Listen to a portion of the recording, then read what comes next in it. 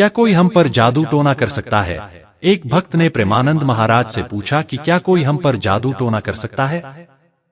चलिए जानते हैं इसका जवाब। इसका जवाब देते हुए प्रेमानंद महाराज जी कहते हैं कि जब हमारे कर्म बिगड़ते हैं तो कोई जादू टोना करे या न करे, हम वैसे ही परेशान रहते हैं।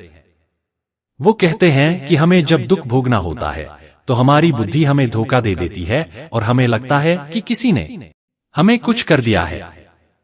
उन्होंने ये भी कहा कि कहीं इसका सपोर्ट देने वाला मिल जाए तो जान लीजिए कि आपको परेशानी के सिवाय कुछ नहीं मिलेगा। महाराज जी कहते हैं कि अब जैसे हमारे पाप कर्म है और जीवात्मा दंड देना चाहता है और वो भूत योनि का हो गया है, संयोग बनेगा और वो हमको दंड देगा। वो आगे कहते हैं कि क्योंकि बिना झाड़ फूंक के हमारा कर्म हट गया भोग का, वो अपने आप हट जाएगा।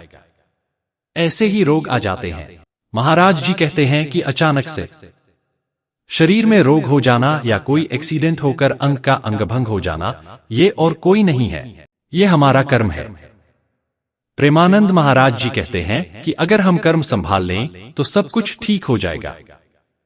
महाराज जी कहते हैं कि हम तो 13 वर्ष से ही घूम रहे हैं, लेकिन न हमारे ऊपर कोई भूत चढ़ा और ना कोई जादू टोना चढ़ा।